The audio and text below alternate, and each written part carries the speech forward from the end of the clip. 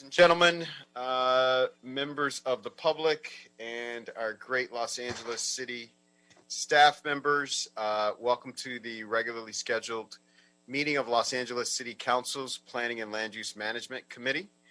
We're joined today by our CLA in the person of Robert Mejia and our city attorney in the person of Adrian Corisani. Mr. Mejia, can you call the roll? Yes, Councilman. Councilman Harris Dawson is chair. Present. Councilmember Bob Blumenfield. Councilman Kern Price.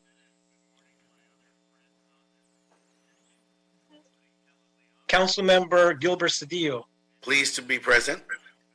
Councilmember John Lee. Present. We have 3 members and a quorum, Councilman. Thank you. As we continue to streamline our hosting our Plum meetings virtually, we're trying a new platform today for this meeting. Instead of taking public comment all at once, like we've been doing over the past several months, and then voting on agenda items separately towards the end of the meeting, we'll move through the agenda items one by one. At the same time, take public comment and staff comment at that time, like we would do in person. So, Mr. Mejia, if you could read the rules of public comment, and it'll be important that folks lend a attentive ear because it is different this time from previous weeks. Yes, sir. These are the comments. Appellants and or their representatives and applicants and or their representatives will be allowed to speak for a total of 3 minutes per side, unless otherwise noted by the chairman. Members of the public who would like to offer comment on the items listed on the agenda should call 1-669-254-5252 and use meeting ID number 161-644-6631 and then press number sign. Press number sign again when prompted for participant ID. Once admitted into the meeting, press *9 to request to speak. During the public comment, city staff will call on members of the public by the last 4 digits of their phone number. By pressing *9, callers raise their virtual hand. Once the callers hears the last 4 digits of their phone number, they will need to press *6 to unmute themselves and should be ready to speak. Once the caller is ready to speak, he or she must state their name and the items they are calling to speak on. Failure to do so will result in the call being muted and subsequently disconnected. Members of the public wishing to speak on one agenda item only shall have an opportunity to speak for 1 minute. Members of the public wishing to speak on more than one item shall state that and shall be allowed to speak for a total of 2 minutes. This concludes the comments, Councilman.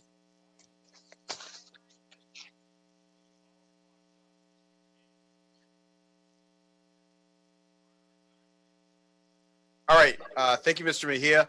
So we'll begin our meetings. We have a number of items that requests to continue have been made, and we want to read those items and grant those continuances if it's the will of the committee. Those are items number 3, 4, 5, 9, 12, and 13. Mr. Mejia, if we could read those items into the record. Yes, Councilman.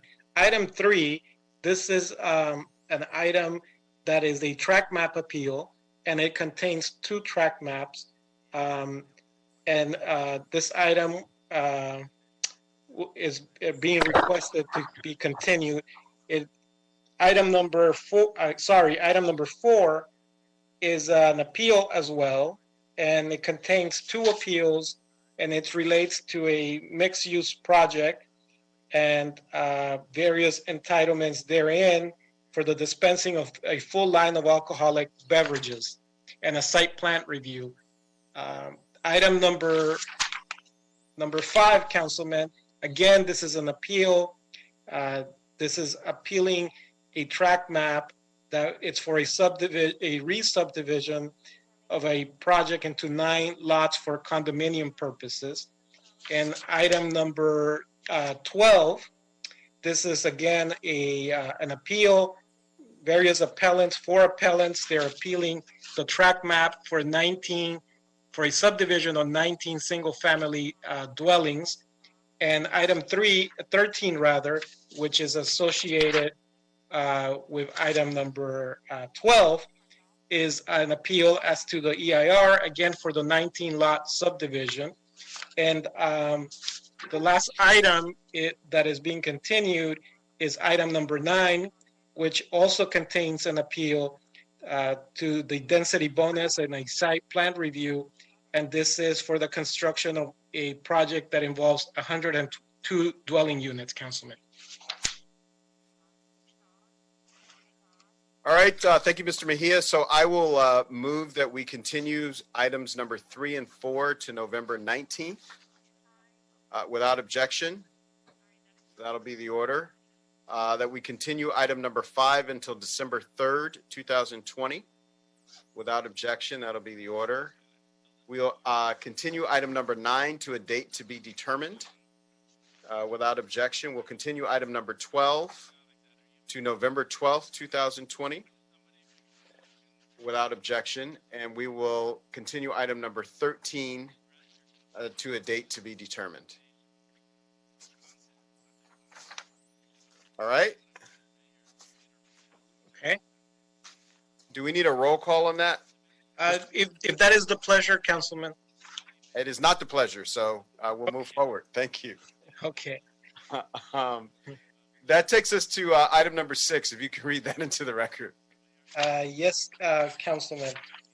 Let's see here. 6. I think you meant to say noted without objection. Yes, noted without objection. Thank you, esteemed Mr. Gil-Cedillo. Yes, item 6, Councilman. Look for it here. Yes, item 6 is a motion Buscaino, Corretzo, Del Ferro. It's requesting a notification to property owners and financial institutions when an order to abate vacant structure for violations is issued. All right, so I'll move that we accept that item, adopt that item on consent without objection. That takes us to multiple public comment. We now have members of the public who want to speak on multiple items. I'll turn it over to staff to facilitate this process. Ms. Binyam.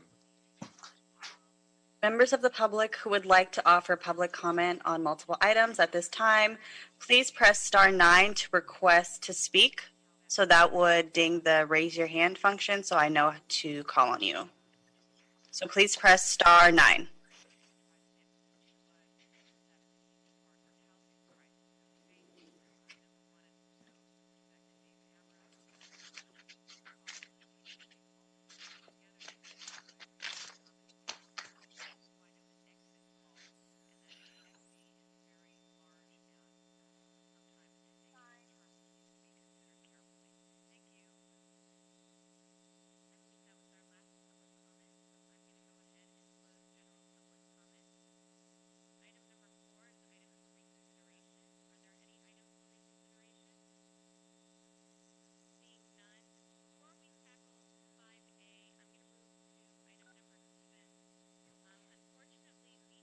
Caller with the number ending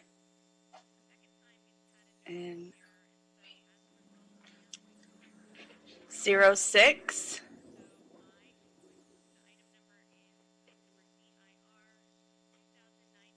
Zero 0605.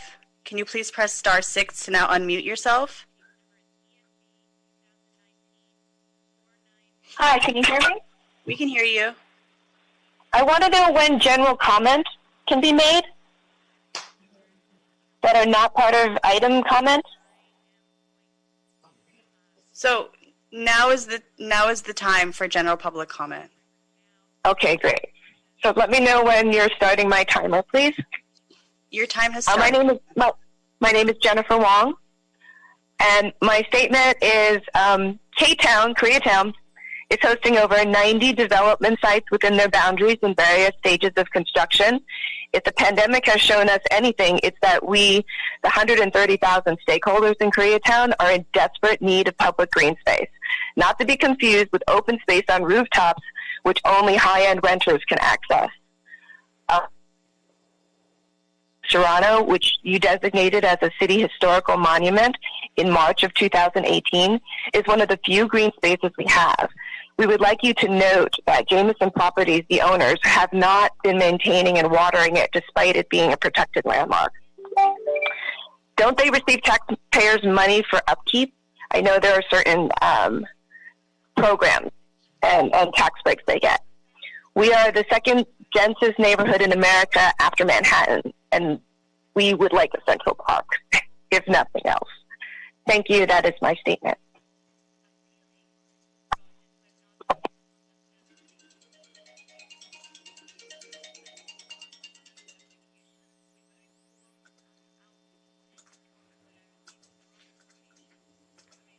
Caller 9675. Please press star 6 to now unmute yourself.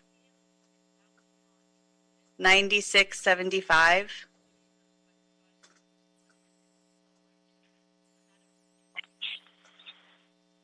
Hello?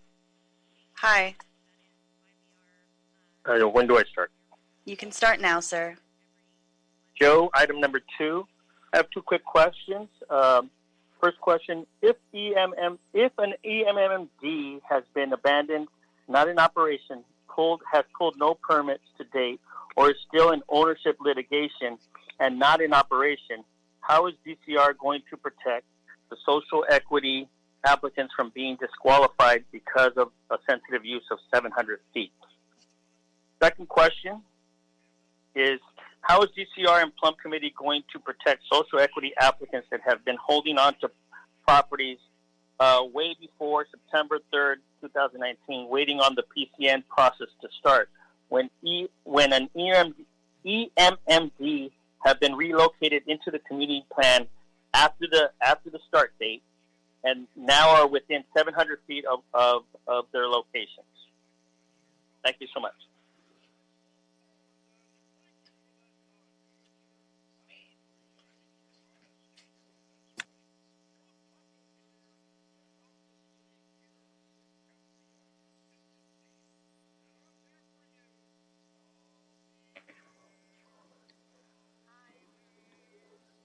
Caller 8882. Can you please press star 6 to unmute and begin public comment? Hi. Hi, can you hear me? Yes, we can hear you, ma'am. Hi. My name is Caitlin Scanlon, and I am a stakeholder from CD10 and have been recently elected as a sub-district representative to the Wilshire Center Koreatown Neighborhood Council. I wanted to let you folks know that we have not yet received a response of any kind to our August 9th written request to the CPC and DA Yokelson to cure and correct Brown Act, ADA, and Title VI violations from the 14th of May CPC meeting. Given today's date, the board has far exceeded the 30-day response window allotted by the Brown Act, and we expect a response as soon as possible, particularly as items acted on in the 14th of May meeting, particularly the 3440 Wilshire project, will be revisited on the 19th of November. Thank you.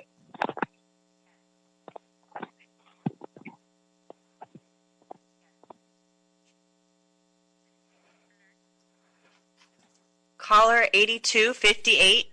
Please press star 6 to unmute yourself.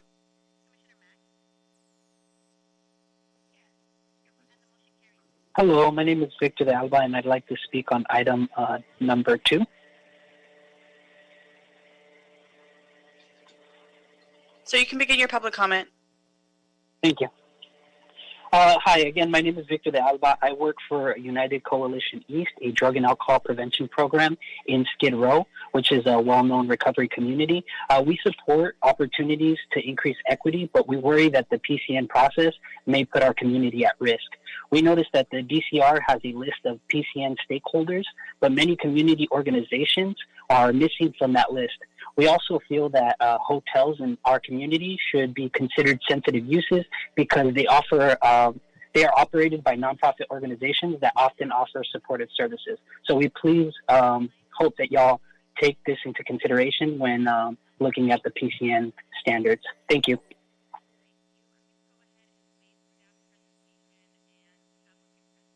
Caller 1157. Please press *6 to unmute yourself. Hi, this is Noel Gould calling, and firstly, I want to thank you for continuing item number 9, and most importantly, I want to commend you so much for changing the meeting format back to the way that it was when we were able to attend in person. When you were having the meetings where everyone would speak in general public comment and speak on every item during general public comment altogether like that, it just seemed that it would be so difficult for you guys on the Plum Committee to remember which comments went with which items, and everything could easily become so confusing. And the way you're switching it back now to being able to have the staff do its presentation and then have the appellants on an item speak and then have the applicant speak and have all of that held together is the way that it should be done. And again, thank you so much for doing that. Please continue to do it that way, and don't switch it back to the old way, because that was just so confusing. And thank you, sir. That's your time. Thank you.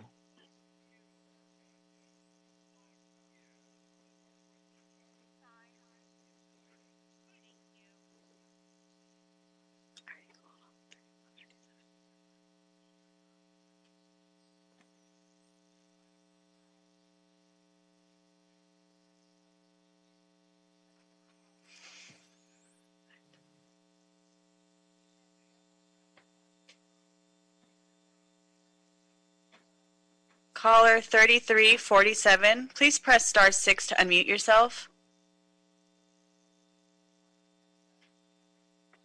Hi, my name is Fran Siegel, and I'm calling from San Pedro, and I want to thank you for continuing item number 9, but I do want to say that it has been a real fiasco, and there are probably people that are attending this meeting today that were prepared to speak. There were no notices put up around the neighborhood, and none of the appellants have been notified. This is really not a great way to run a transparent process. Thank you.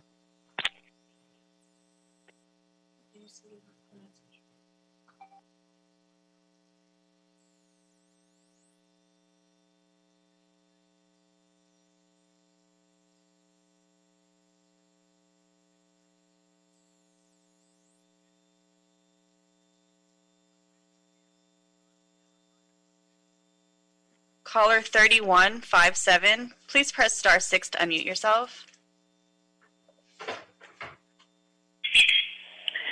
Good morning. I'm Sarah Armstrong, Director of Industry Affairs for Americans for Safe Access, speaking on general public comment on item number 2. On October 20th, Americans for Safe Access sent the Honorable Committee a letter asking for emergency cleanup legislation for cannabis ordinance number 186703. We are very, very concerned about the lack of a cure for the late payment of renewal fees. These are very difficult times. Cannabis industry gets absolutely no help from the federal government. Things sort of tend to snowball. If you're late on your renewal fees, that means you're putting an operating business at grave risk, something you would never do unless things had spiraled out of control.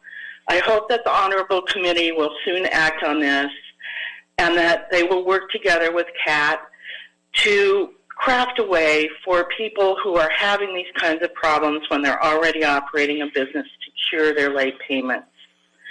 We also asked that the pilot delivery program be grandfathered into social equity so that we might have that program and it be part of social equity. Last, there was a little bit of a glitch in transmuting language, and this is giving people the impression that it might be possible to acquire unlimited delivery licenses. We don't know that the city ever made such an authorization, They did limit it to 3 in the LA Municipal Code, and it was not transmuted over when ordinance number 186703 was written. Thank you for your time. I hope that sooner rather than later you will find a cure for those who could unavoidably, who were unavoidably stopped from paying their renewal fees on time. Thank you.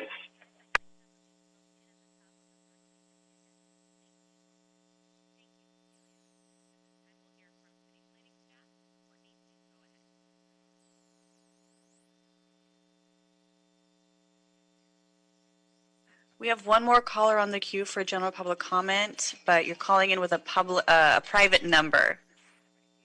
So I can't call your number, but if you know that your phone number is private, please press star 6. Good morning. My name is Jamie Hall. I'm the president of the Laurel Canyon Association and the Laurel Canyon Land Trust. I'm speaking purely in my volunteer unpaid capacity.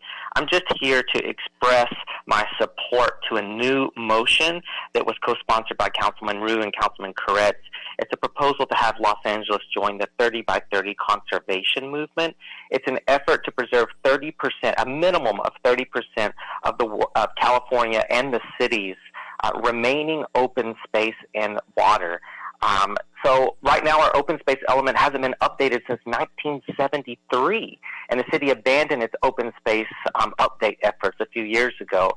And so Los Angeles needs to take dramatic, bold action to preserve the remaining open space if we are going to fight climate change, sequester carbon, and ensure species survival. And so we look forward to working with the city to get this motion adopted and to develop a concrete plan for preservation. And that's about it. Thank you so much.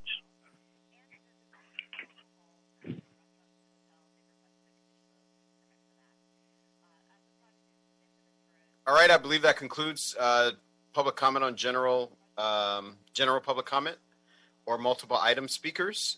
So from going forward, if you've spoken on an item and you call back or you try to get back in, you won't be able to do that because we've allotted the time for that. We'll begin our regularly scheduled agenda items with item number 1. If we could read that into the record, Mr. Mejia. Yes, Mr. Chairman. Item 1 is Mr. Bertoni's weekly report. Excellent. Mr. Bertoni. Thank you, Chair Harris-Dawson and members of the committee. Vince Bertoni, Director of Planning. Just today, I would like to update you on some of the long-range policy work we've been working on, in particular, as part of the Recode LA, our ongoing efforts to really modernize our zoning code, to really create a brand new zoning from ground up, which will be very different than our code that operates now from 1946, the dates back to 1946, called Recode LA, and we'll be adopting the new zoning as we roll out our new community plan, starting with downtown Los Angeles. But as part of that, we had to update our processes and procedures.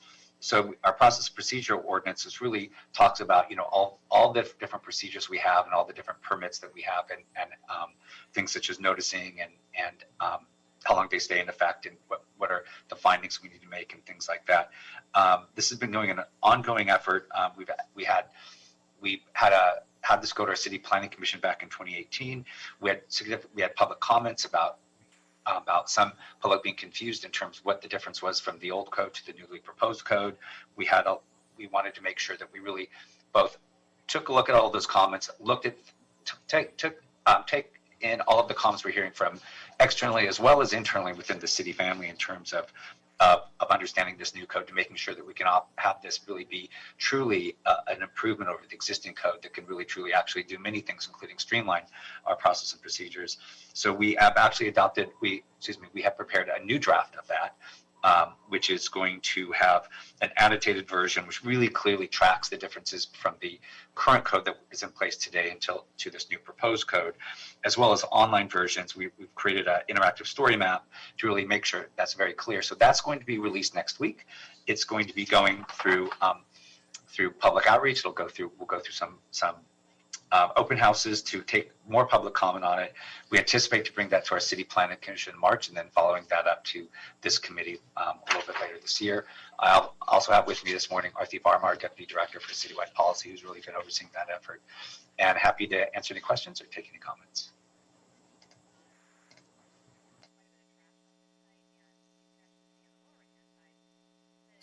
All right. If there's nothing further from staff, we'll thank Mr. Bertoni. There are the opportunity for folks to offer public comment on this item.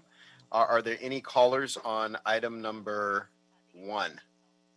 So you should raise your virtual hand. So if you'd like to speak on item number 1, please press star 9 to raise your virtual hand.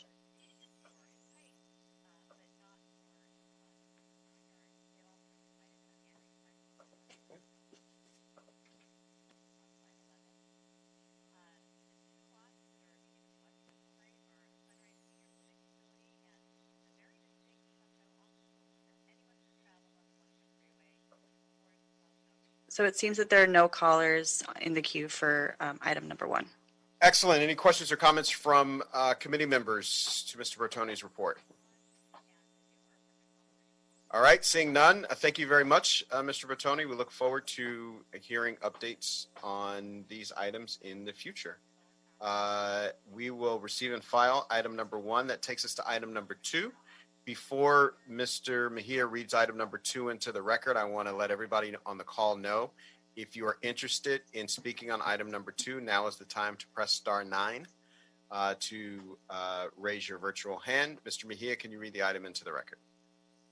Yes, Councilman. Item 2, Mr. Chairman, is a verbal report from the Department of Cannabis Regulation and to provide an update on the public convenience or necessity standards, procedures, and commercial cannabis sales, Council. Excellent. We're joined by Ms. Kat Packer, our Department of Cannabis Regulations Director. Ms. Packer.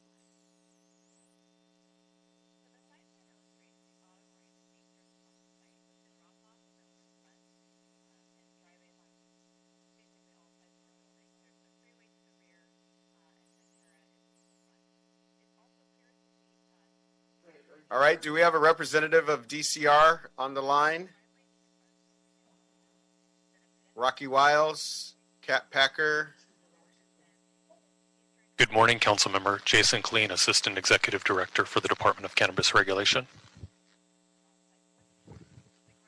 Excellent. Thank you, Jason. Sorry I didn't have your name as one of the ones I called, but we are expecting a report on some of the processes that are being put in place for cannabis regulation.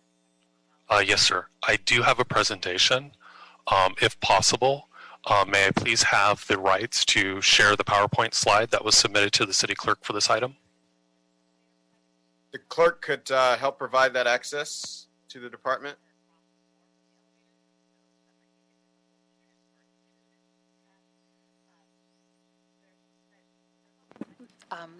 In one moment, sir.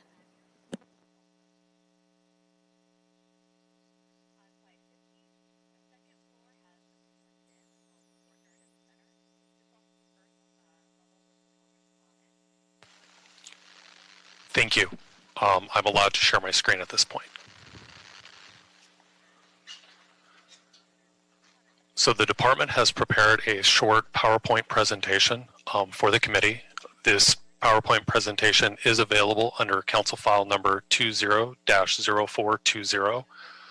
For folks that are listening in or following at home, I will be calling out the slide numbers as I go through this presentation.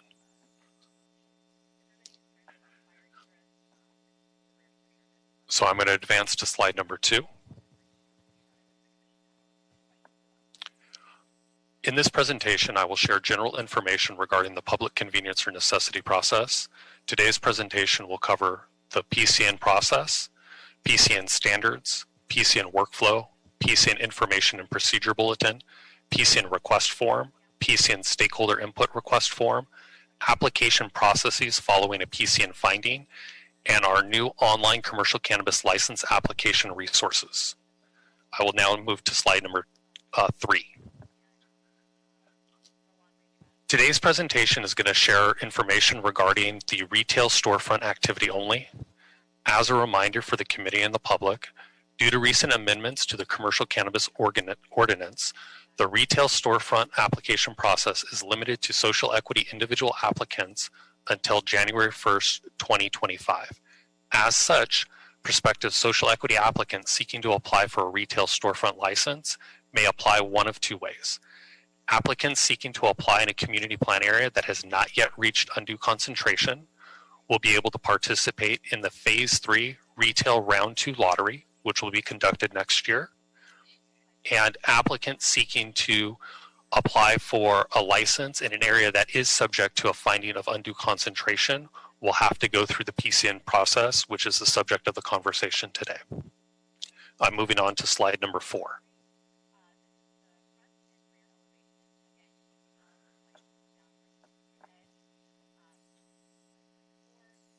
Information related to the Pcn process can be found in the following documents.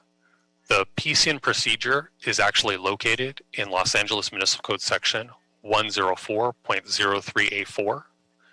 DCR has developed a number of resources for the public regarding our Pcn process. All of these resources can be found on cannabis.lacity.org under the licensing tab. Applicants and prospective applicants will go to the application procedures section of the licensing page in order to find these documents. Important documents for prospective applicants to look at are the Pcn standards, the Pcn information and procedure bulletin, the Pcn workflow, the Pcn request form that will be submitted and uploaded through the DCR licensing portal, as well as the Pcn stakeholder input request form, which will have to be submitted to key stakeholders once a council file has been assigned to the Pcn request. Again, all of these resources and documents will be explained through this presentation, and these resources are available on the department's website. The Pcn process allows the City Council to decide if it's appropriate for DCR to accept an application from an applicant when the applicant's business premises location is located in a community plan area that is subject to a finding of undue concentration. That means that the department has issued or accepted applications for the number of retail storefront locations that would otherwise be allowed within that community plan area. At this time, there are 6 community plan areas, which I will cover later in this presentation, that have been found to be subject to a finding of undue concentration. Please be advised that if the City Council does not act on a Pcn request within 90 days from the date it is transmitted to the City Clerk, the request is denied by operation of law. First, I will share information about the standards City Council adopted in July of 2020 for use in consideration of whether a finding of a Pcn is appropriate. Now I will move to slide number 5.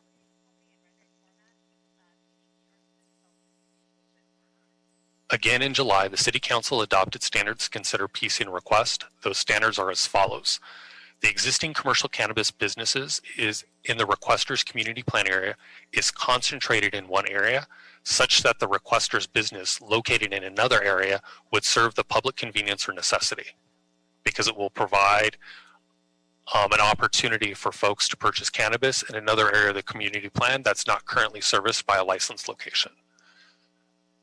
Alternatively, the proposed business premises could serve an area of increased density or consumer traffic, including but not limited to an entertainment or commercial corridor, such that the proposed location would serve the public convenience or necessity by satisfying a higher demand for retail locations.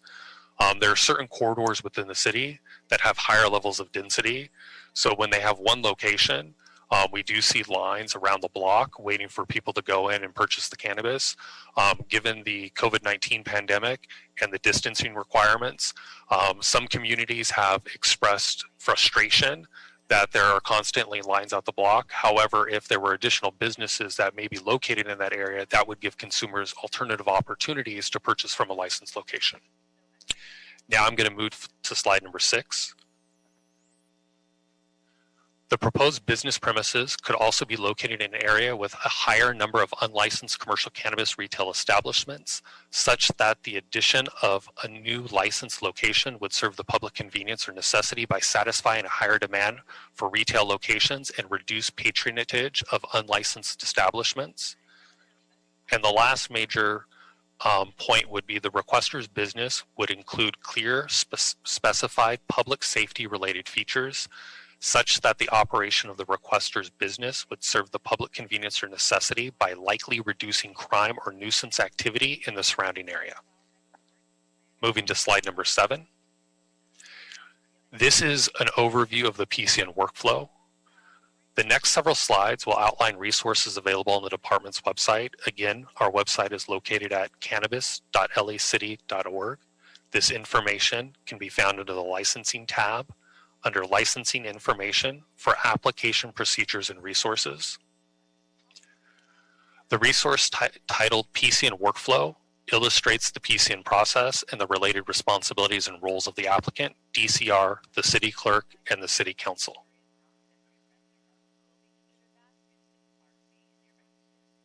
So prior to submitting a Pcn request form via the DCR licensing portal, Pcn applicants should engage and seek input from key stakeholders, and I will cover those key stakeholders later in this presentation.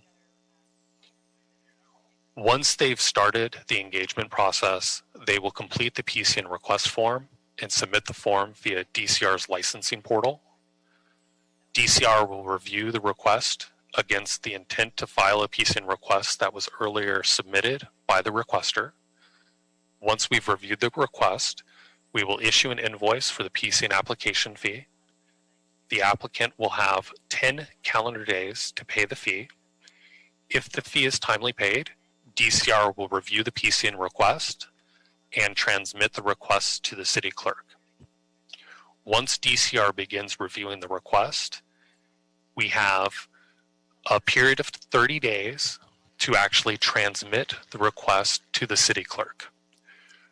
Within 10 days of transmitting the request to the city clerk, we have to provide written notification, and that written notification will be provided to the public after a council file number has been assigned. All of the Pcn request will be supplemental council files under council file number 200420. That is a dedicated council file, which will be updated on an annual basis.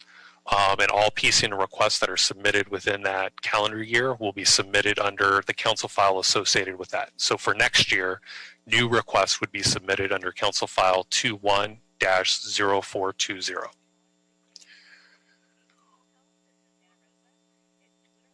After DCR has transmitted the request to the city clerk will assign that council file number, and the city council will have 90 days to take an action. If an action is taken and the Pcn request is approved, a finding of public convenience or necessity will be made, and the requester will have an opportunity to submit a pre-application review application to the department. If an action is not taken or the request is denied, then DCR will prepare a communication and notify the requester that the Pcn application was denied, and we will send that communication to the requester.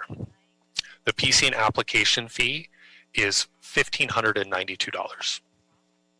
I'm going to now move to the next slide. Slide number 8 outlines the Public Information and Procedure Bulletin. Again, this is available on the department's website.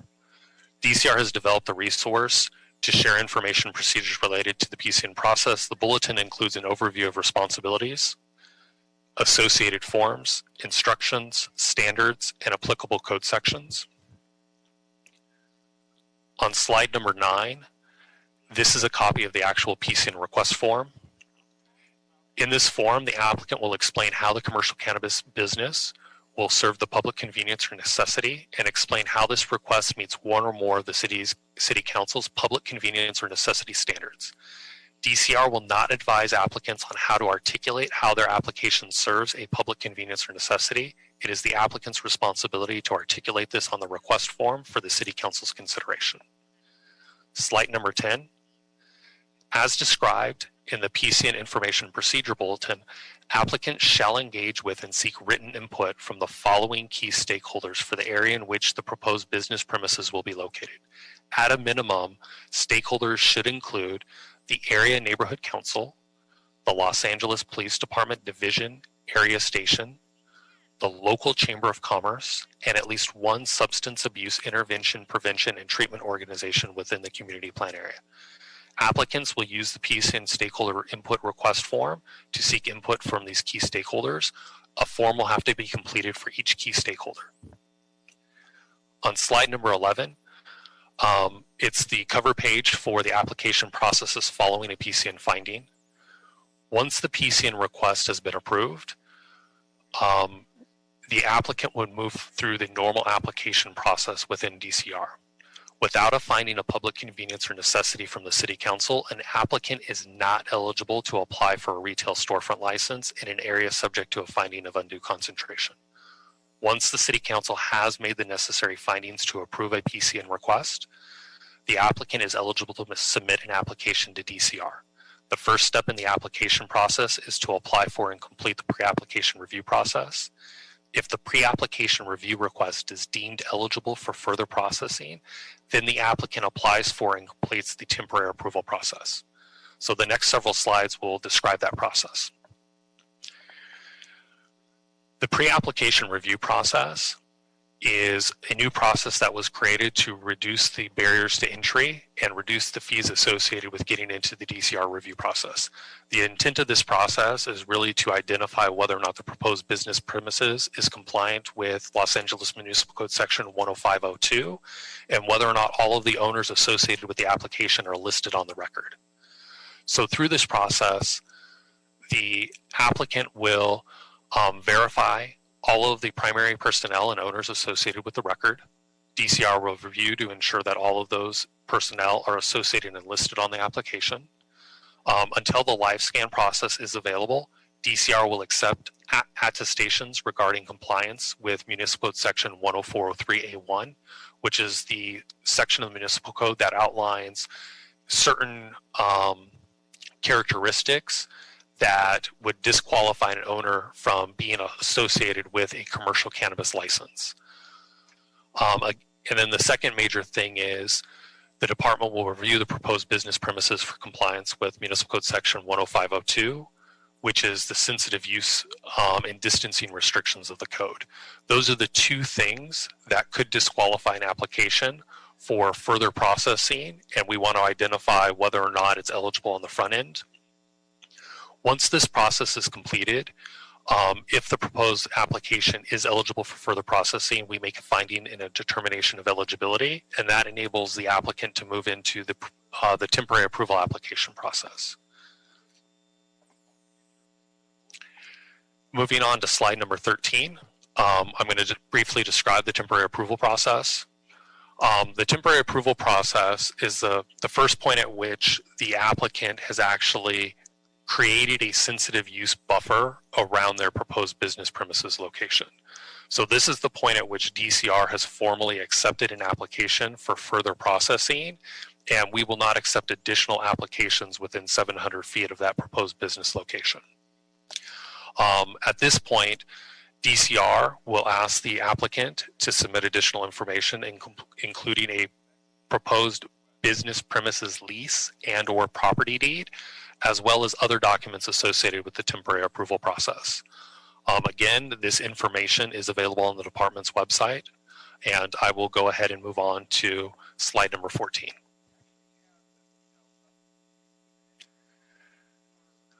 The department's plan for processing PCN request starts with the 69 social equity individual applicants that have already registered their intent to submit a PCN request in the 6 community plan areas that were subject to a finding of undue concentration by September 3rd of 2019. These community plan areas include Central City North, Harbor Gateway, Sherman Oaks Studio City, Sun Valley Latuna Canyon, and Venice. At this time, there are 39 potential PCN requests for Central City, 5 potential requests for Central City North, 4 potential requests for Harbor Gateway, 8 potential requests for Sherman Oaks Studio City, 10 potential requests for Sun Valley Latuna Canyon, and 3 potential requests for Venice. DCR will begin accepting PCN request forms from these 69 applicants no later than December 1st of 2020. DCR will not accept new PCN requests until 2021. As previously shared during the presentation and described in the PCN Information and Procedure Bulletin, once these 69 social equity applicants have submitted their PCN request form, DCR will request the submitted form against the original intention to file a PCN request. If the applicant, business premises address, and qualified social equity individual applicant match, DCR will issue an invoice for the $1,592 cannabis public convenience or necessity filing fee. DCR anticipates that invoices will begin to be issued within 15 business days of submission of the PCN request form. The requester will then have 10 calendar days to pay the PCN filing fee. Once the PCN filing fee is paid, DCR has 30 calendar days to transmit the PCN request to the City Council.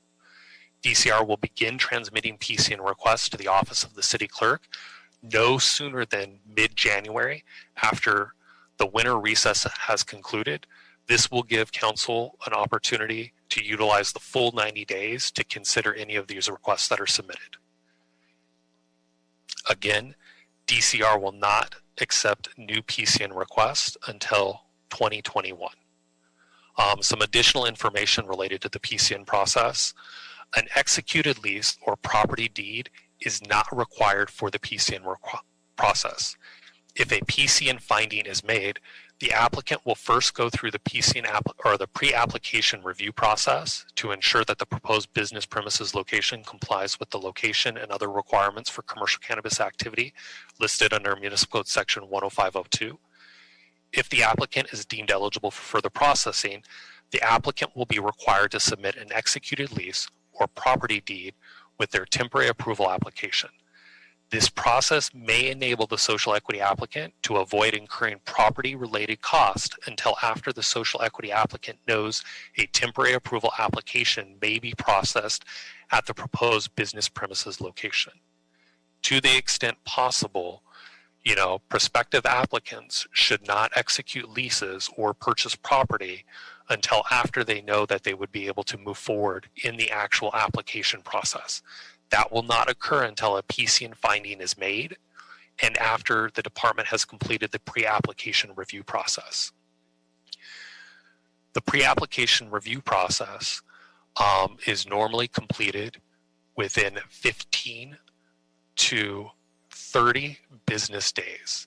However, it may take 4 to 5 months for an applicant to navigate the PCN process from the time a PCN form is submitted until the time a PCN finding is either made, the PCN request is denied, or if the City Council does not act on the PCN request within 90 days of the request being transmitted to the City Clerk, the request is denied by operation of law. The PCN request is not an application before the Department of Cannabis Regulation.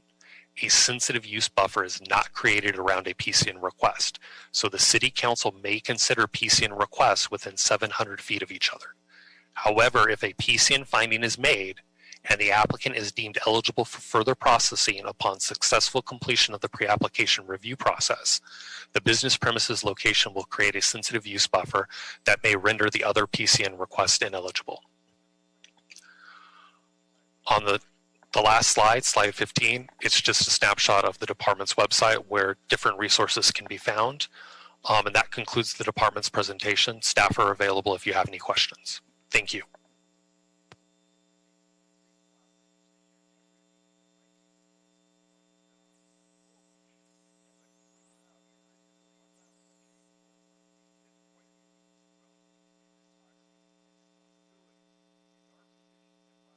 All right. Thank you for the report. Now we'll have public comment on this item. Ms. Binyam? All those wishing to speak on item number 2, please press star 9 to raise your hand.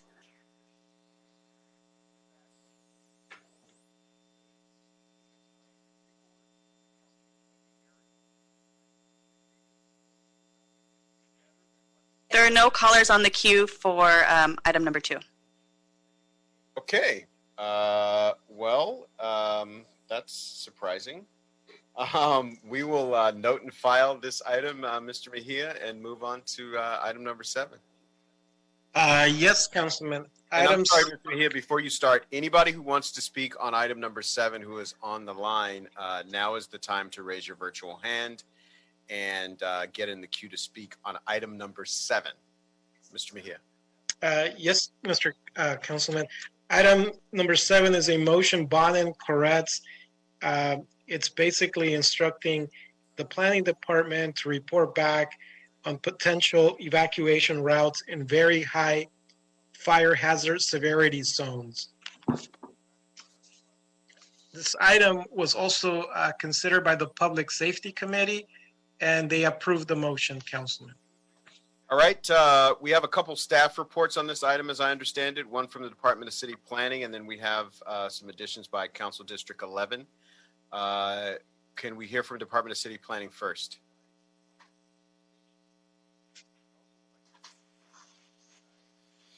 Good morning. This is Connie Polini-Tipton, Senior City Planner, Department of City Planning. DCP has begun evaluation of the current safety element concurrent with the housing element as directed by the state law. So while I don't have a staff report for you today, as this is a motion still under consideration, I am providing information for you regarding our current efforts. The safety element does provide policy guidance for how to prevent, respond to, and recover from disaster events. The department is planning to make technical amendments to the safety element alongside the housing element as it's being updated. And we are pleased to receive the instruction today, and we'll plan to report back to Plum once the council adopts the motion. We are available for questions if there are any. Thank you. Excellent, thank you. So I believe we have some comments and an amendment, proposed amendment from Council District 11.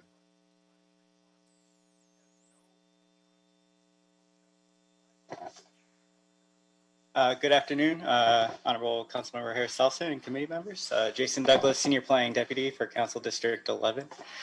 For cities in California, the General Plan acts as a blueprint for long-term vision of the future. The General Plan sets a vision for how communities wish to grow and develop, reflecting their priorities and values and shaping their future.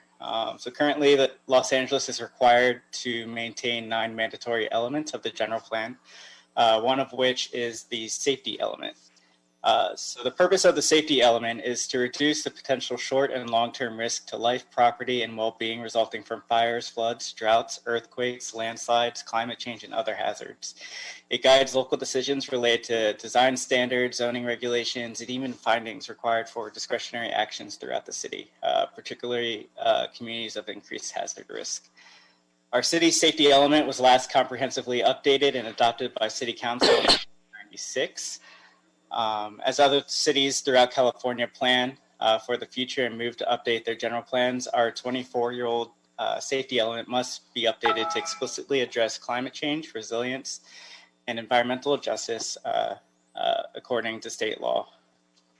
More intense and frequent wildfires, historic droughts, record-breaking storms, flooding, extreme heat events, and sea level rise will all pose a threat to our housing stock and infrastructure within our lifetimes and within our children's lifetimes. Our office has received support from Brentwood Community Council and Pacific Palisades Community Council, 2 communities most severely impacted by wildfires in our district and suffer from substandard streets and infrastructure that pose severe challenges to emergency response. However, consulting with other communities like Venice that instead are vulnerable to sea level rise, flooding, and other risks to natural disaster, the council member wishes to propose an amendment to the motion to further address the threats posed by climate change in each of the city's other community plan areas in a more holistic way. So the amendment that we wish to bring forth to Plum is as follows.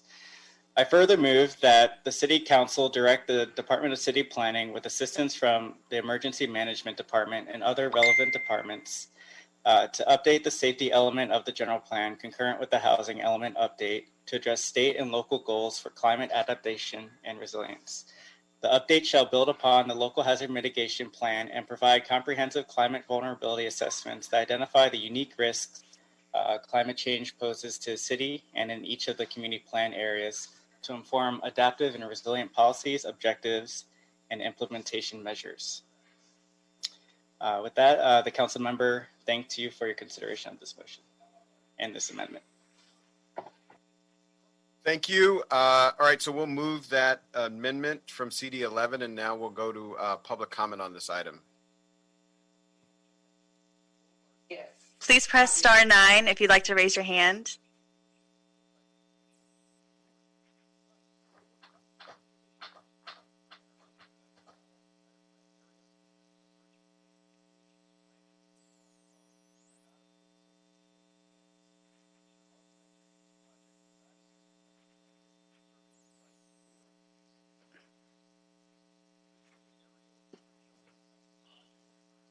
There are no speakers for this item.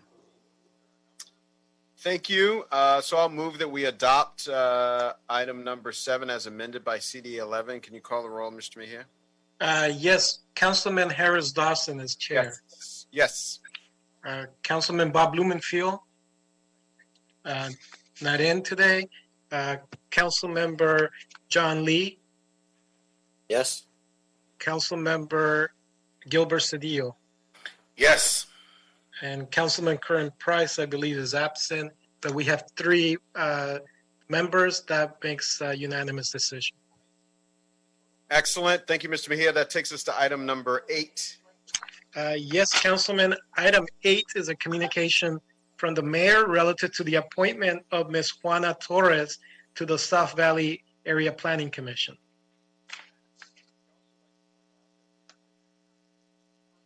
All right. Do we have Ms. Torres in the meeting? It looks like we do. Yes. Hello. Ms. Torres, thank you for being a part of our meeting today, and thank you for being willing to serve our city. Can you just take a second to tell us about who you are and what you hope to accomplish as a commissioner in our fair city? Yeah, thank you for the opportunity to be here. I'm a longtime West San Fernando Valley resident. Mom and dad come from El Salvador, so I do have some strong ties to the Central American community here in the city. And I served on the Reseda Neighborhood Council for a couple of years and worked as a major gifts fundraiser for about 6 or 7 years in the environmental nonprofit field. So I do have a fundraiser's kind of perspective. I am excited to bring in kind of that perspective into the South Valley Planning Commission, and I'm just really excited to be able to serve. Thank you so much. Is there any input, questions, or comments from members to Ms. Torres? I just want to say thank you for serving, Ms. Torres. Welcome. Excellent. Do we have any public comment on item number 9? Item number 8. Ms. Benya. Callers who wish to speak on item number 8, please press star 9 to raise your hand.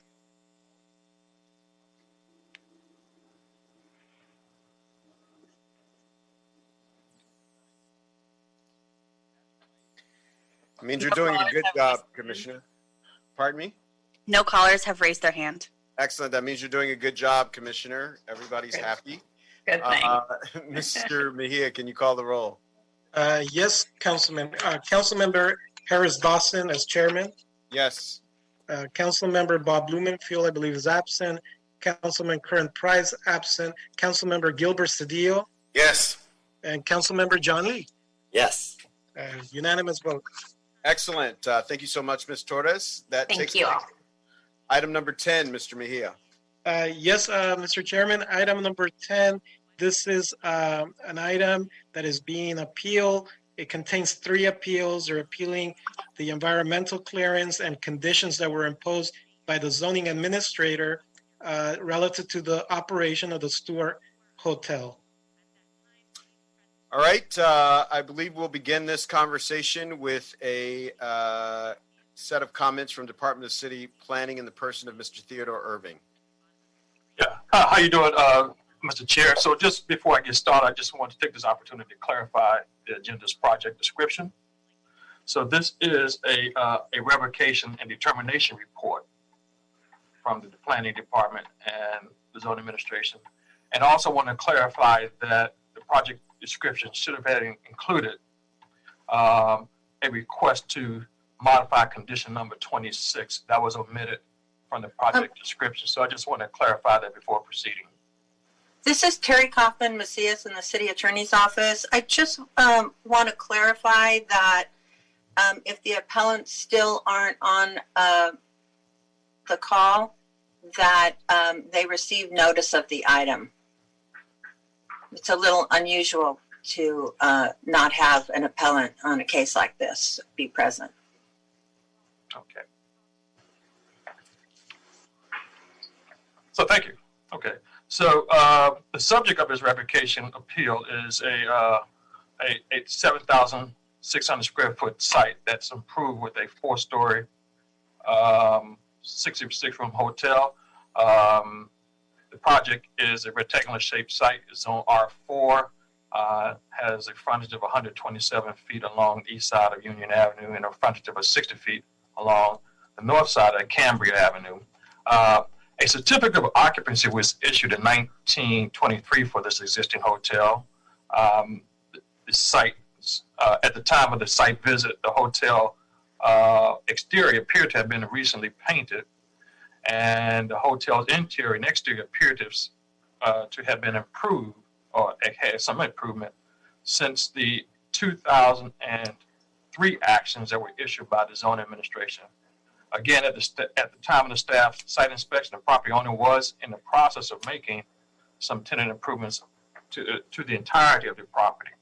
So going back to 2003, the zone administrator issued a determination which required that the hotel's operation abide by 32 corrective actions. The hotel operator filed an appeal of the zone administrator's 2003 action. That appeal was taken to Plum on May of 2006. Plum held a public hearing, and after listening to the testimony from all the involved parties, recommended to the city council that the business owner appeal be denied and that the decision of the zone administrator be sustained. The council went on, the recommendation went on to council. The council went on to approve the recommendation. The council also at that time imposed an additional condition which required that the business operator file a plan approval application within 60 to 75 days of the effective date of the appeal. So that was in 2013. The applicant or operator at that time did timely file an appeal according to that action. So on September 14th, 2004, the zone administrator issued a response to that plan approval and generally approved the conditions that were imposed, generally approved the project and continued, but the project continued to have some nuisance. And so as a result, the property owner partially complied with some of the conditions of approval, which required that the zone administrator issue another set of conditions for compliance with the revocation. Among those conditions, the operator was required to file a plan approval, a subsequent plan approval, 90 days after that September action. And that was to occur in December 2004. That did not occur. The second plan approval did not occur. So when we fast forward to 2018, some 14 years after that, the second plan approval is being filed, and we're acting on that second plan approval. And this is the second review of this revocation action. So the hearing for the second plan approval took place on June 11 in 2019. And we reviewed the testimony and took testimony, reviewed the conditions, and concluded that at the end of the day that, let me back up. So they filed a second plan approval at the request of the zone administrator's office. When they filed a second plan approval to review those conditions, they also asked that some conditions be modified. They felt that they were in compliance with most of the conditions of approval. So when they filed the plan approval, they asked that some conditions of the revocation be modified. We looked at it. We felt that the project substantially complied with the corrective actions as approved, as submitted in the first plan approval. But we denied their request to modify some of the conditions. Specifically, we denied the applicant's request to deny the modification of condition number 1, which the applicant asked that there be no further plan approvals. And we also denied the condition number 5, in which the applicant asked that they be relieved of their obligation to provide 24-hour security. We felt like security had to be in place. So we denied those two items. We also, at that time, modified some additional conditions to fortify our revocation grant. And so after issuing that decision, it was subsequently appealed by the applicant. That appeal took place in February. And so that's what's in front of us right now, the appeal of the plan approval to determination that was revocation that was issued by this office. The appeal points that were made basis said there was no substantial or sufficient evidence to support any of the findings that the hotel constitutes at present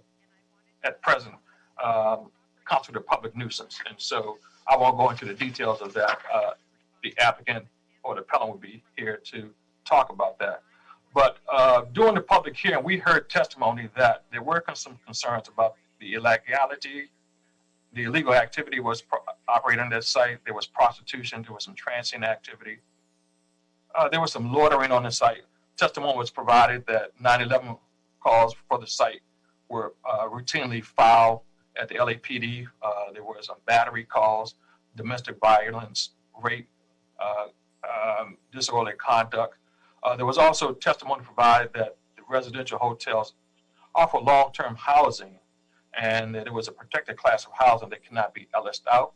So we heard a lot of testimony that concluded that we needed to reissue a second plan approval revocation and impose these conditions. So, again, after taking the matter under advisement for a period of time, we issued a determination letter. These matters that the applicant is raising, we don't feel like there's anything to substantiate them. We feel like the zone administrator conducted a public hearing appropriately, and we issued a determination that was in compliance with all city regulations. With that being said, we feel that the zone administrator recommends that the appeal be denied in this matter. We recommend that the zone administrator's decision be sustained. So that concludes my remark, Mr. Chair. Hi, good morning, Councilmember Harris-Dawson. This is Matthew Lum from City Planning. To answer the City Attorney's question in the beginning of the presentation, yes, I verified the case file that the appellant did receive the hearing notice with that condition. It's just that the agenda that was published online does not reflect that condition number.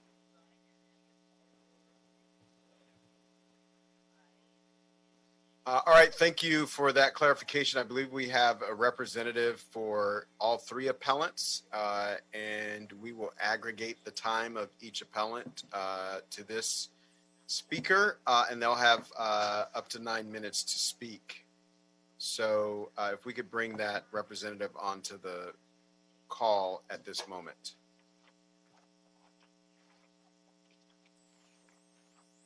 I'd like to clarify, we only have the applicant on the line. Yes, that's fine. Okay.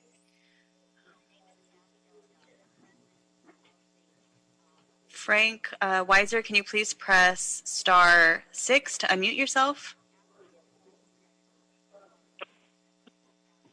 Yeah, hi. This is Frank Weiser. I'm the attorney for the applicants and for the appellants. Can you hear me?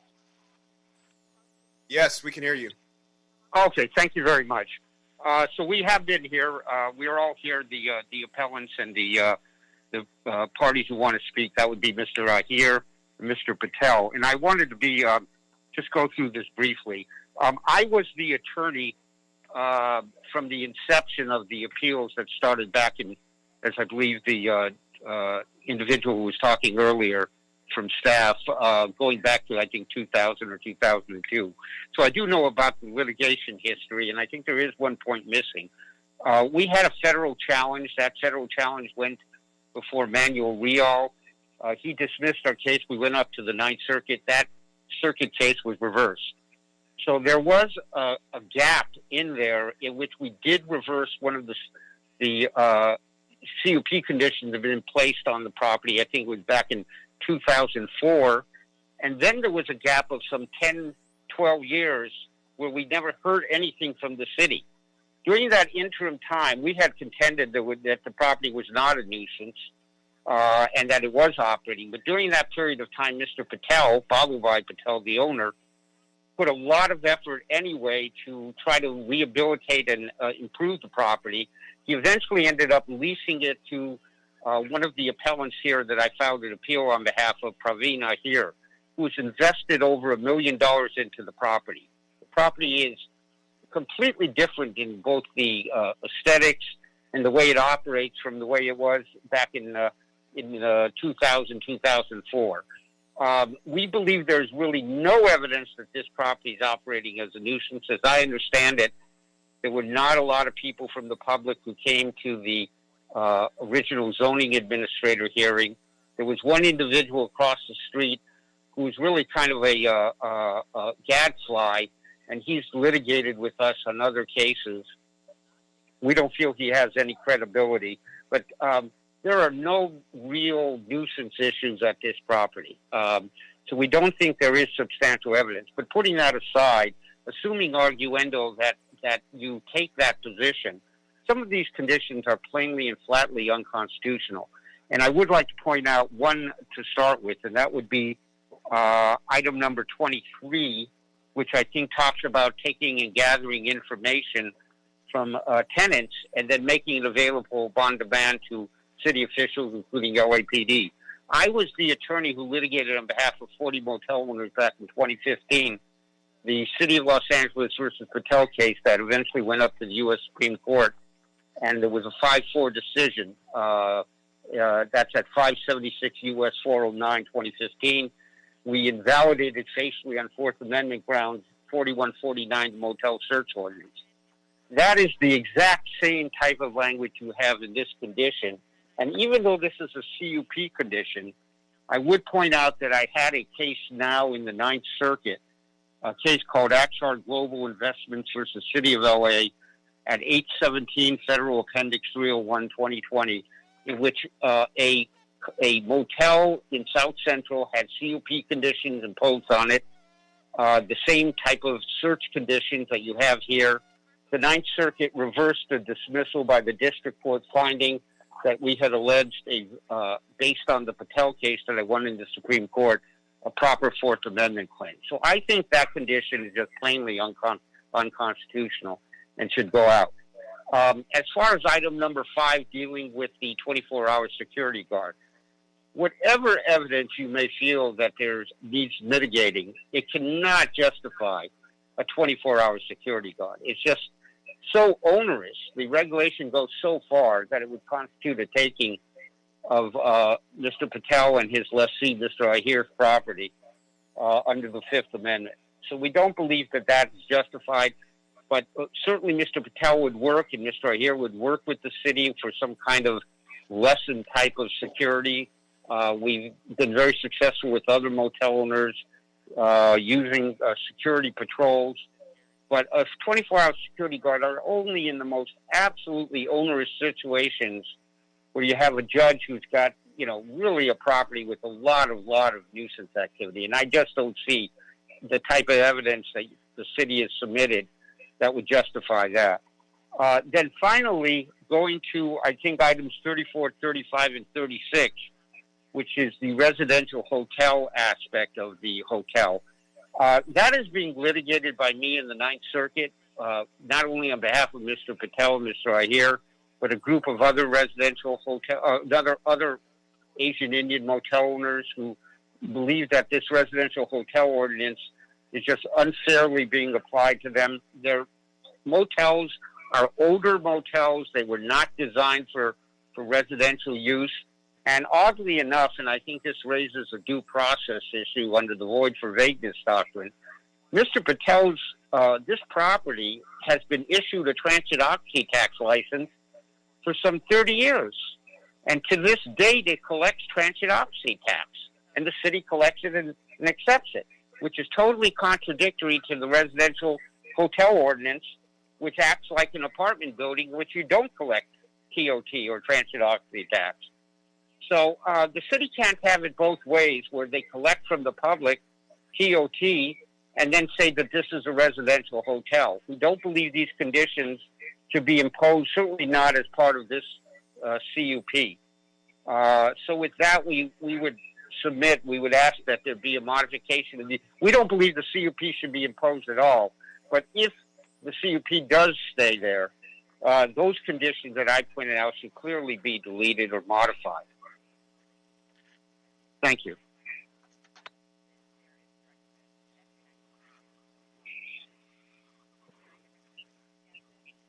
All right, so that concludes our testimony for the representative of the property owner. Do we have any callers on this item, Ms. Binyam?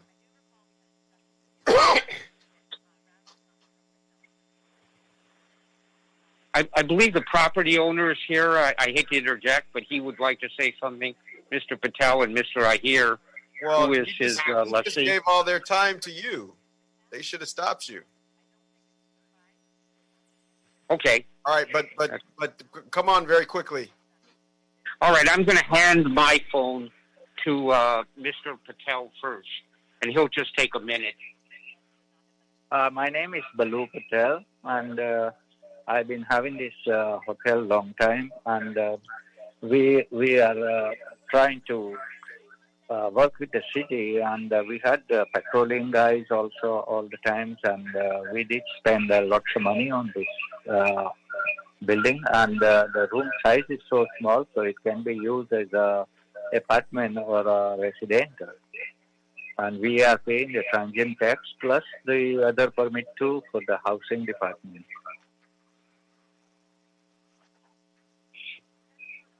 Okay, right, let me give to my lessee, Praveen Ahir.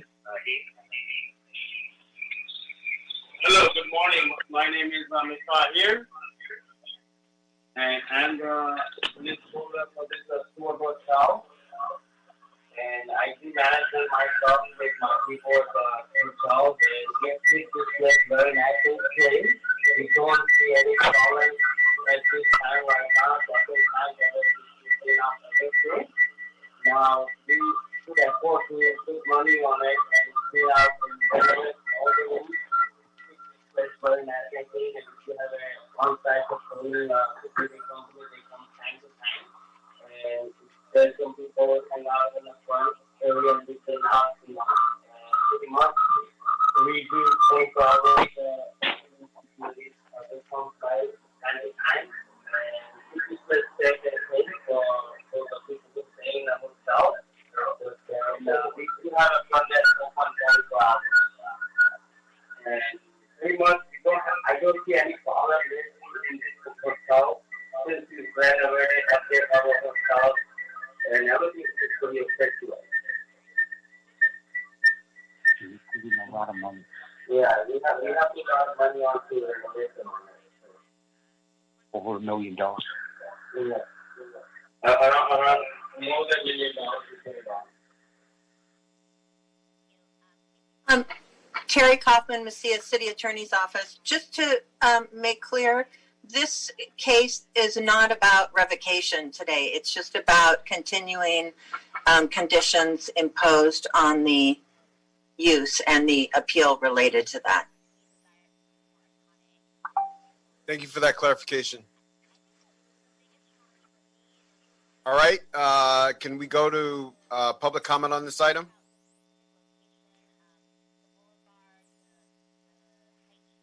All callers wishing to speak on item number 10, can you please press star 9 to raise your hand?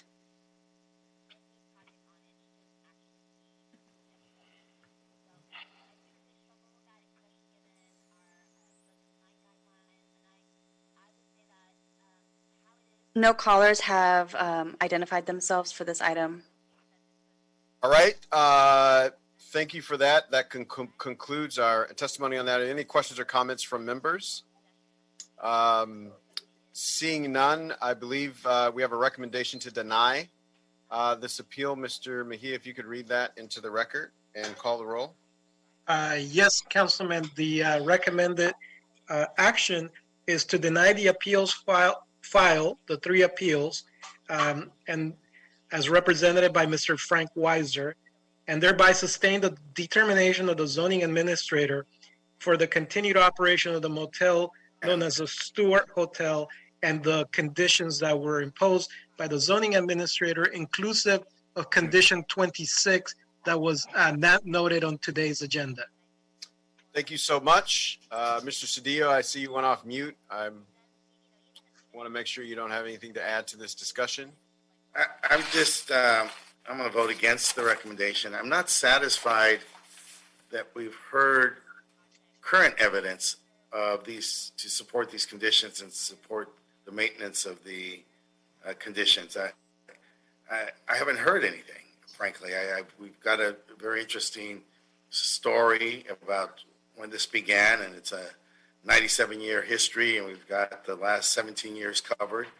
But and I'm not disputing the decisions made to impose them, but I don't know that that remains current, and I haven't heard evidence to suggest that it is. The basis for imposing those conditions still exist. And so while I look at the conditions, I see them, some reason. Obviously, I always support bilingualism. I always support communicating with your tenants in languages that they're familiar with. It seems like a good idea to have the vending machines inside, but I haven't heard anything that compels me or suggests that this should be ongoing and that we should be directing it. So I will vote against the recommendation. All right. So do you have a motion, or you just submitting your comments for the record? Well, I am submitting my comments for the record. Like I said, I don't want to. I'm just making note for that I haven't heard anything that suggests that this should be continued. In other words, there was a basis for us to impose these conditions in 2004, but here we are 16 years later, and I don't know what's ongoing, what's suggested that those conditions remain in place, and so I don't know that we should then necessarily continue that. And so, in the absence of that, I will vote against the recommendation. Terry Coffin. Yes. Terry Coffin, Messiah City Attorney's Office. So Mr. Weiser was correct. The standard for you today is substantial evidence. So in order to deny the appeal, you need substantial evidence for that if you're going to, if that's the way that you want to go. Right. I haven't heard substantial. Okay. All right. So are you providing some leadership on this to your colleagues? You know what? Then I would make a motion to, at this point, then to. Is it? What's the recommendation?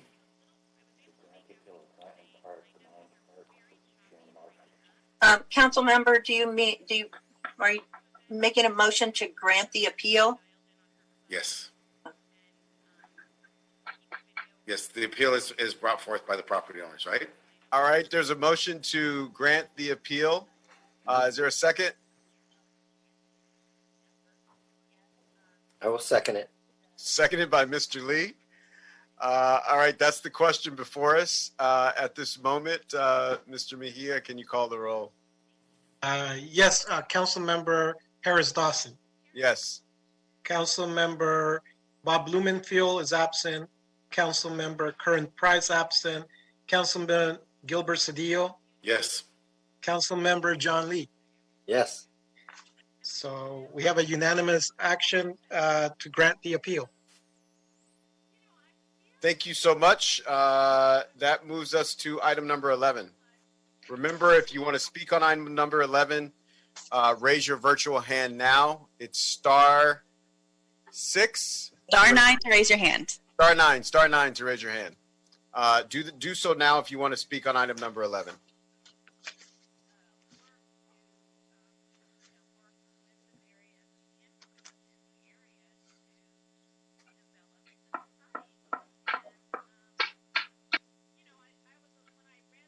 This is Cherry Kaufman, Messiah, City Attorney's Office. I don't know if Mr. Mejia is going to read the item. I do have something I want to add to explain why we're back here again. Okay. So we'll read the item first, and then we'll begin discussion, and Ms. Kaufman Macias will begin discussion with you. Yes, Mr. Chairman. Item number 11 is an appeal by Keith Nakata. He's appealing the action of the Central Area Planning Commission, which sustained the determination of the Deputy Advisory Agency approving a track map for a 26-unit condominium project in CD5. Terry Kaufman Macias, City Attorney's Office. So this case was, this appeal was before the committee and full council last year. And the appeal was granted at that time. The property owner sued the city in a petition for writ of mandate alleging violations of the Housing Accountability Act and some other things. Pursuant to an agreement, a court order was entered directing council to reconsider the vesting tentative track map and the related Nakata appeal and environmental clearance in light of the allegations that were stated in the petition. I believe petitioners' representatives are going to speak about some alley improvements, and the council retains all discretion on this item and to consider any and all relevant matters that are brought before it today. Okay. Thank you so much for that, Ms. Kaufman Macias. I believe we now have a report from Department of City Planning on this. I can see your mouth moving, but there's no sound coming out. You got to get off mute. There you go. Sorry about that. Well, Terry took most of my thunder, so I'll be very quick in my presentation. As mentioned, this has been remanded from the court back to the City Council for hearing. Just to be brief, the appellant has three main points. Incompatibility with the general plan due to concerns with the loss of RSO units, appropriateness of the adopted Class 32 categorical exemption, and the waiving of a requested alley dedication. As detailed in the original appeal response dated April 11th, 2019, the appellant has failed to adequately disclose how the advisory agency or the Central Area Planning Commission erred or abused its discretion. The appeal of the vesting tentative track map does not contest the legality of the condo units created by the map. All concerns raised by the appellant, including environmental and construction related impacts, relate to the building proposed on the subject property and its construction. The map merely allows the creation of condominium units within a previously entitled 26-unit multifamily residential building. In conclusion, the Department of City Planning recommends denial of the appeal and that the decision of the Central Area Planning Commission be sustained. Thank you, and I'm available for any questions. All right. I believe we have some appellants who should be queued up to speak now. Ms. Binyam.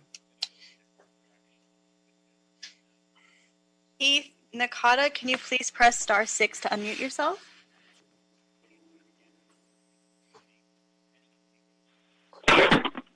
Yes, hi, this is Keith Nakata.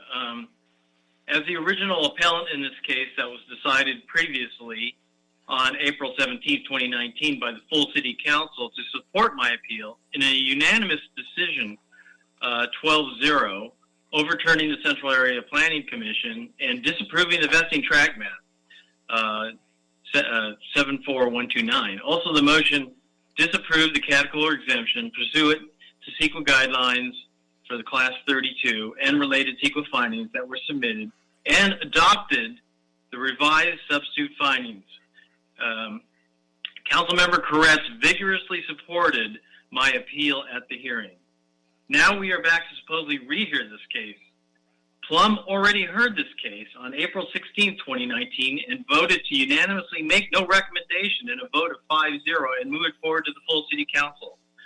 Nothing has changed on the project since this time. Nothing has changed with this project to either bring it into zoning compliance by providing an alley dedication as required, nor anything to make it consistent with the general plan and therefore compliant with the Subdivision Map Act. The proposed alley paving made in closed session settlement discussions do not meet the alley dedication required by the Bureau of Engineering in the original track map hearing, which make it inconsistent with zoning requirements, LA Municipal Code 17.05, which enumerates design standards for subdivisions and requires that each subdivision map be designed in conformance with zoning and the general plan. The applicants now hint that they are working on an alley dedication, but the building actually sits on land that is part of the needed land for the dedication. The Housing Accountability Act does not apply if the project is not consistent with the general plan and zoning requirements. The denial of the track map also does not attempt to reduce the project or numbers of units, only to decide whether they will be condominiums or apartments. EDCO has began the entitlement process with an apartment project here. So they must have determined that it was a feasible apartment project, only deciding later they were going to condominiums. EDCO Homes has demolished over 100 RSO NOAA units on 3 blocks in my neighborhood. The general plan housing element, policy 1.2.2, encourages and incentivizes the preservation of affordable units to ensure that demolitions and conversions do not result in the net loss of the city's stock of decent, safe, healthy, or affordable housing. Violation of the general plan means Subdivision Map Act findings cannot be made. The proposed Map Act request is therefore inconsistent with the applicable general and specific plans and would not qualify for a CEQA exemption and fails to make findings under the Subdivision Map Act. EDCO Homes also signed a declaration on their demo permit with Building and Safety stating they would not be seeking any discretionary zoning or map approvals. But here we are rehearing a track map approval for this project, which EDCO Homes declared they would not be seeking under the demo permit. Thank Further, you. Thank you.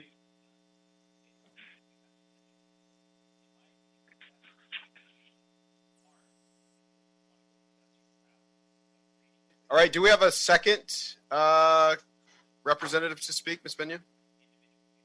We have the applicants. Okay. Aaron Green, can you please press *6 to unmute yourself?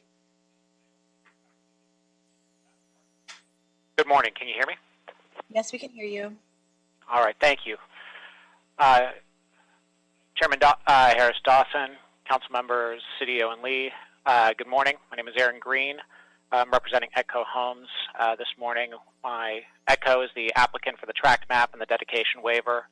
Our client submitted a detailed letter to the committee outlining all of the reasons the appeal should be denied. So for the sake of time, I'm not going to go into tremendous detail and respond to every item that Mr. Nakata has raised.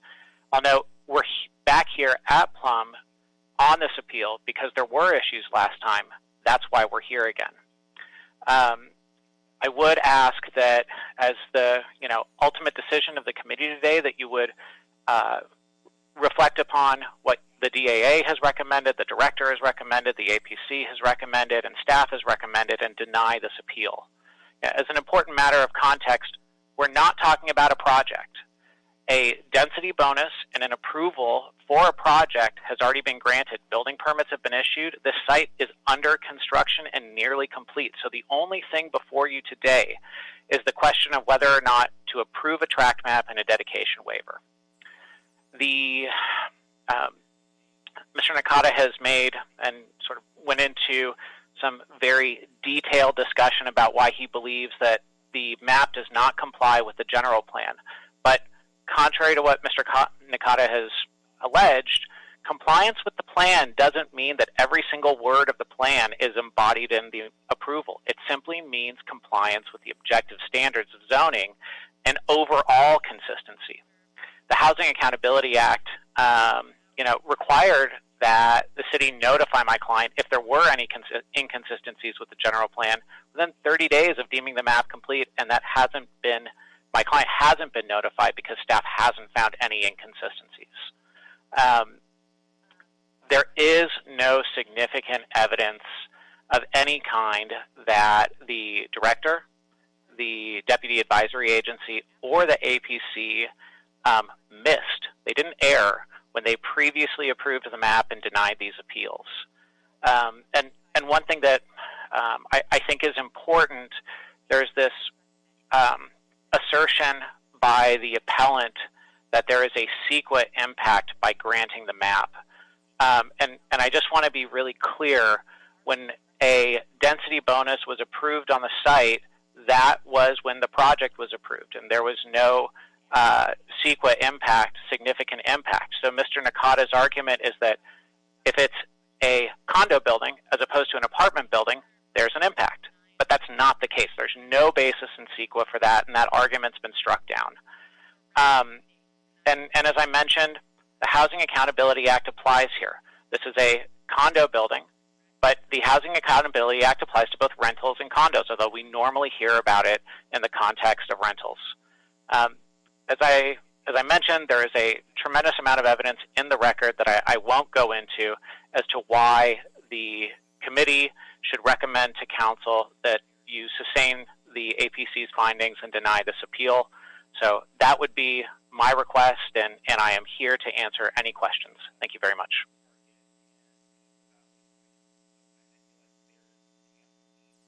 All right, if there are no questions or comments from staff, from committee members at this point, we'll go to public comment on this item.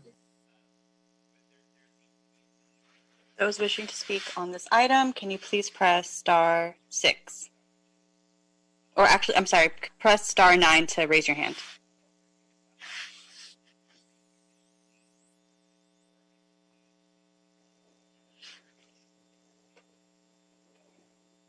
Okay, we have one caller.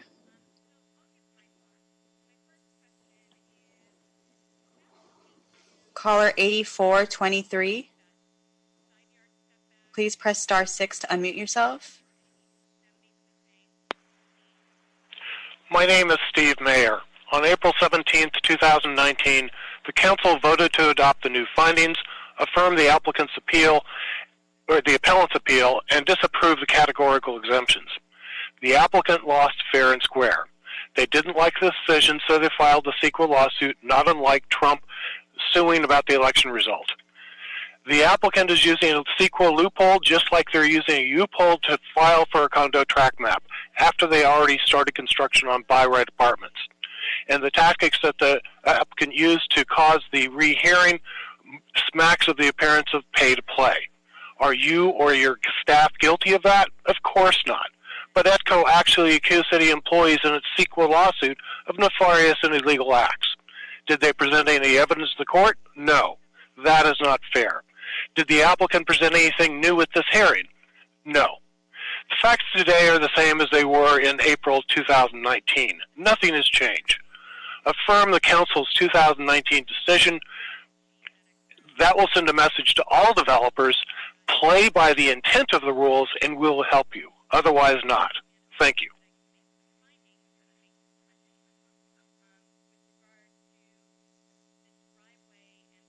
Thank you. There are no more callers on the queue. All right. Is there any discussion or questions for members? You sure, Mr. Cedillo?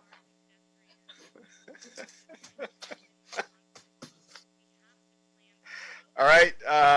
Seeing, yes. Well, there's a recommendation to deny the appeal. Mr. Mejia, if you could read that into the record. Yes, Mr. Chairman. Deny the appeal filed by Keith Nakata and thereby sustain the Central Area Planning Commission determination in approving the vesting tentative tract map, the categorical exemption, and CEQA findings for the project located at 1220 through 1226 South Bedford Street in CD5. Excellent. Can you call the roll? Yes, Councilman Harris Lawson as chairman. Yes. Councilmember Bob Blumenfield's absent. Councilmember Curran Price absent. Councilmember Gilbert Cedillo. Yes. And Councilmember John Lee. Yes. We have a unanimous vote. Excellent. That item moved forward.